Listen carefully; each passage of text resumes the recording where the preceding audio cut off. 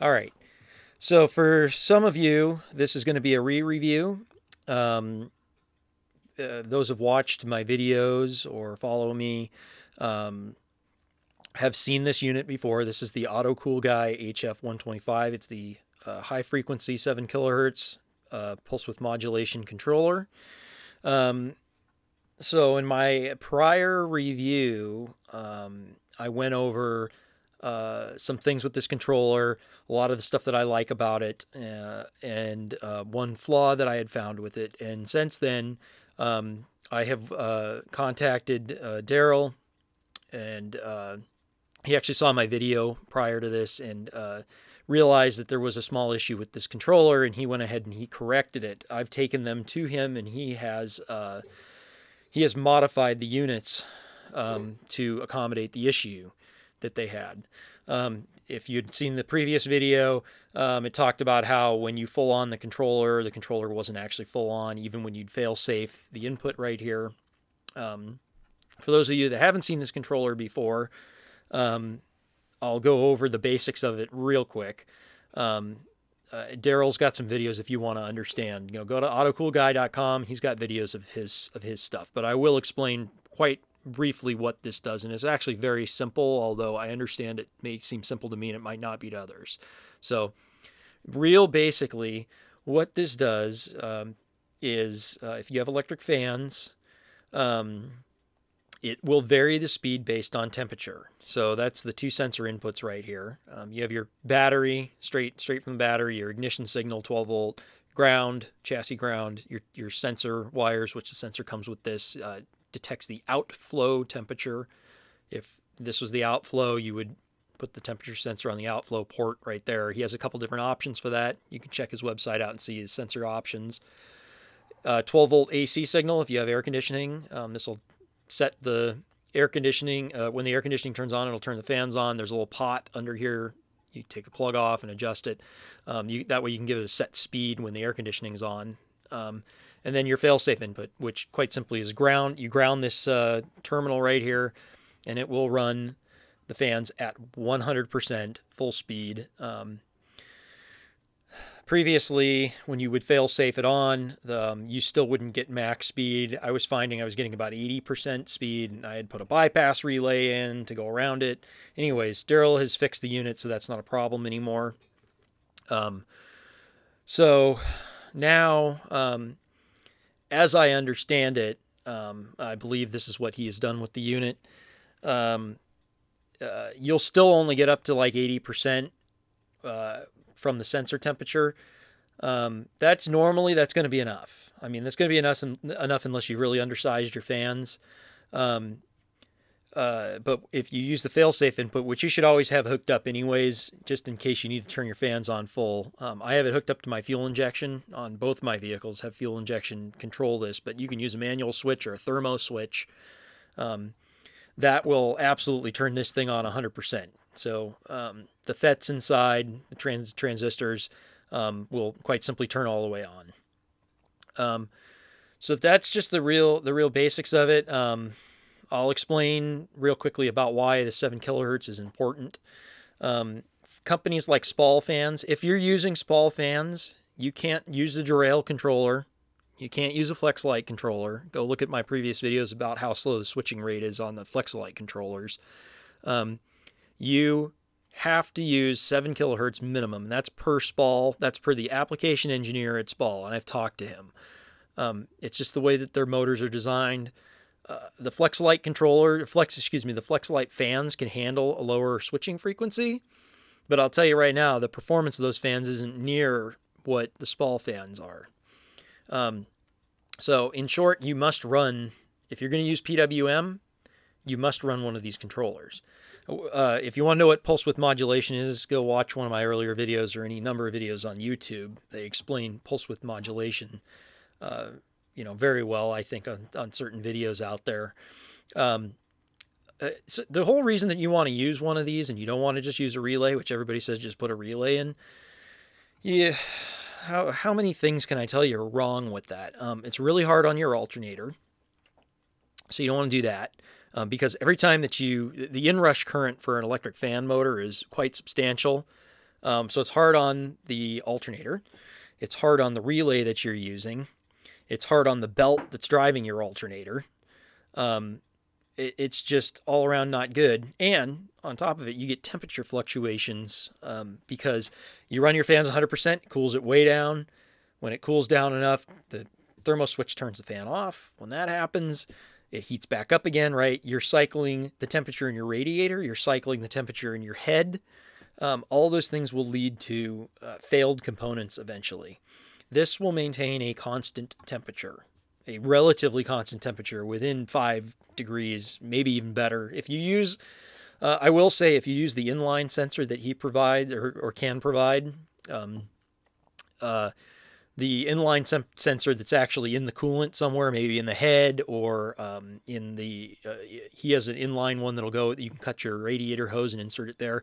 That's going to be a little bit better because you're going to be able to detect the temperature faster. And the faster you can detect the temperature, the faster this can change the speed. So that's all this does. It's looking for when your temperature's higher, it runs the fans faster. When temperature's lower, it runs the fans slower. This here just adjusts what temperature constant you want it at. So the more you turn this up, the hotter the engine's going to run. The more you turn it down, the cooler it's going to run because it's going to run the fans faster if you set this lower. You want a constant temperature. That's very important. And this is going to be a lot easier on your charging system. And this is the technology that you want. By the way, all production vehicles, I don't know any production vehicles that don't have variable speed anymore. Actually, a lot of them have brushless fans now. That's a new thing, but that's a whole other world. Anyways,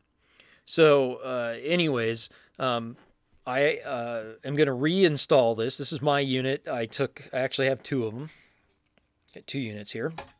One of them was in my truck. I've had in there for about a year. No complaints about it other than that, other than the issue that Daryl's corrected. And I went ahead and I put one in the 66 Mustang. The 66 Mustang, I probably really don't need full speed on the fans ever because it's a 6-cylinder and it really doesn't run hot.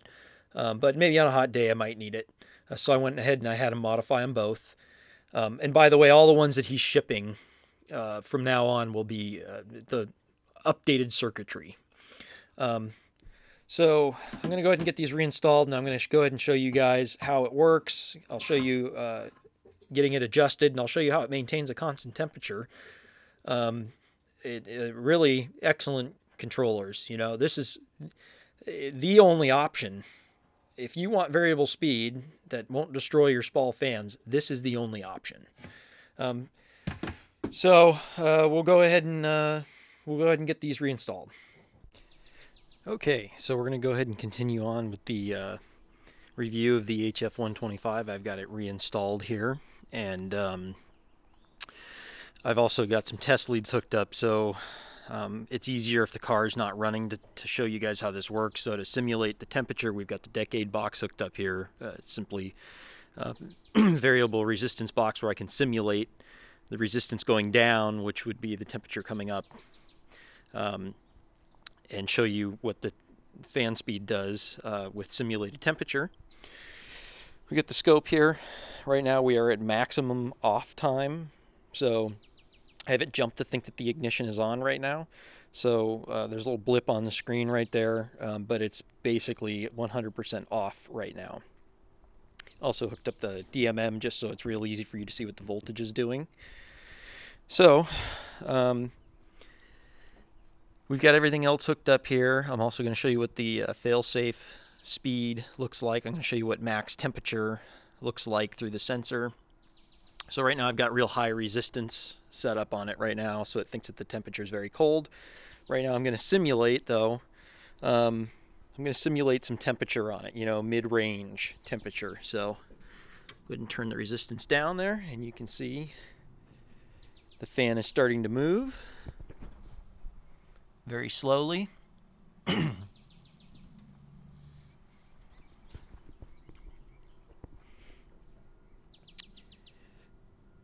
And what we can see here is we have some on time and off time. So as I increase the temperature, try and hold this for you guys, sorry.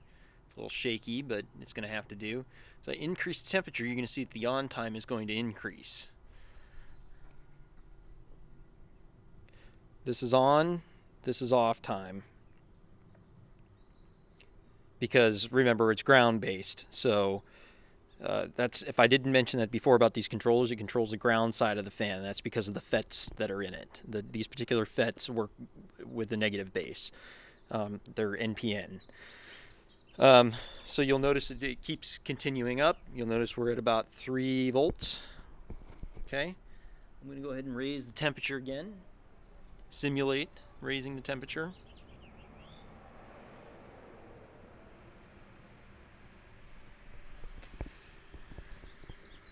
So this is the pulse width modulation going on here. We're about 6 volts. You can hear that the fan is sped up. I'm going to go ahead and increase it all the way as if the sensor was very hot. So this is the maximum that it'll do. It's about 9.5 volts is what I'm showing right now. Now that's going to be a little bit higher when it's running because, you know, the battery's only at like 12.5 volts right now. It's probably dropping as I do this because of the load. You can see this is that dead band that's in there. Now this is fine. This will work just fine. Majority of the time this is going to cool you down, no problem. But in the event that this isn't enough and you want to full on this thing, you're going to go ahead and you're going to hook up the fail-safe, which is a ground. I see I've just got it clipped to ground there. I'm going to go ahead and touch that to the terminal down here for the fail-safe. Now you can see I'm at about 11.9 volts, so my battery's a little low. But you can see there is no pulse width modulation anymore. See? That's off with the fail-safe. That's on the fail-safe. So, in general, I'm totally fine with it working that way. I think that this is going to work out just fine for me. At least you can tell the fans to turn full on now. So the next thing is we'll go ahead and get this thing fired up. Oh, I know what I forgot to show you. With the resistance all the way down, it shouldn't matter, but I'm going to go ahead and I'm going to turn the temperature down. It's already maxed out. So yeah, because this is at 0 ohms right now, it doesn't matter what you set the temperature pot at. This is the maximum speed that it will go, of course, with my battery being 3 or 4 volts low now, because normally it would be at about 14 volts. So it'll run close to 12 volts, I'm guessing. Once it's running, we can go ahead and check that out, though, once it's up and running. But again, just hook up that fail-safe and you'll get the full RPM out of it. So let me get the test equipment off of here, and we'll fire it up and we'll let it warm up. Okay, so we're finally picking up some temp here. This is off and this is on time. And let me see if the blades have started moving yet. They haven't started moving yet, which is normal. As the PWM increases, as the temperature increases here, this keeps shifting that direction because this is on time for the negative going to the fan. As that keeps going, eventually it starts spinning the fans, and the more this goes up, the more it'll spin the fan. And let's see, and I need to readjust this thing because I haven't played with the pot on the front of it yet. Let me see where we're at here. 185. You guys can't see it, but I can. So, and it's very cold out. Now the fan's moving now, very slowly. So you hear how quiet it is. You know, it's just moving just enough air to maintain its temperature now. So it'll probably still climb up to the 190s. I'll have to adjust the pot down here on the front of the unit to... Basically what that does is it sets the temperature that you want this to run at. So you want to adjust it where the fan are... If I turn this pot down, it'll actually speed the fan up. Here, let me see if I can get it on video. It's not going to pick it up, but the fan did speed up. And as I turn it down, the fan's going to slow down. And really what that's doing is it's adjusting what temperature you want it at. So I've got to get that adjusted. So let me get a jumper here and I'll show you guys the difference between, you know, the fan speed it's running at right now and the fail-safe. We'll do that one more time now that it's running. You can see what voltage we're at right here. So, you know, it's running the fan at like, you know, 5 volts. And you can see if I turn the temperature, let me simulate it because then you can see it. Let me turn this down. So you see I just turned the temperature hot where I would want it to run cooler. You can see the voltage went up. As I turn it down, you'll see it drops. So I know I'm going to want it somewhere about halfway in between. So let me, I want to get that adjusted, and you use an IR gun to do that. So you can shoot an IR gun down there at the radiator outflow. On a dull surface is better, like the radiator hose, but the radiator hose is a little bit insulated, so we don't want to do that. At the bottom of the tank is the best place. And Daryl explains, you know, you want that, you know, 10 to 15 degrees cooler than your operating temperature. So I shoot for, my way of doing it is I just shoot for it to operate at a certain temperature and get it stabilized at a certain temperature. So yeah, let me go ahead and get the IR gun and a jumper to show you what the fail-safe sounds like here with the engine running.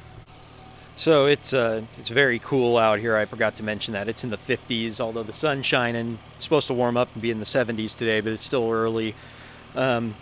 So it's actually slowed the fan down because it cooled it down. I didn't touch the adjustment or anything. It's just, it's slowed down because it's not picking up any more temperature. It's stabilized after the thermostat opened and everything. So you can see it's regulating right now. Again, if I adjust it for a cooler temperature, I just turn the pot to make it run cooler. You can see it speeds up the fan. If I turn the pot back to where it was, you can see it slows the fan down. Let's go ahead and demonstrate with the fail-safe. So I've just got a jumper hooked up there. I'm going to just ground it again, just like I did before. And now we're running. You can see we're at 14.2 volts on the unit. So that's good. That's what we want in our fail-safe. We want it to run fast. So, you know, I'm pretty happy with it. You know, I'm going to have to play around with it a little bit, I've got to adjust the pot, like I said, get my IR gun out here. But, you know, this is a good unit. You know, Daryl's a good guy. He certainly partnered up and we solved the issue that was going on here. You know, he solved it. You know, and he was kind enough to tell me what he did to fix it. He's a small business owner. It's made in America. So, you know, I recommend you give him a call. He gives you his phone number 7 days a week. You know, go ahead and support him and, you know, buy yourself a good fan controller. This is much better for everything. It keeps the heat cycling away. It gives you a constant temperature control. It's, you know, it's not hard on your alternator. You know, it's much easier on your alternator. Your charging system. You know, it's just, this is, every production vehicle today is done this way. You know, relays are ancient technology and they fail. So go ahead and get yourself one of these.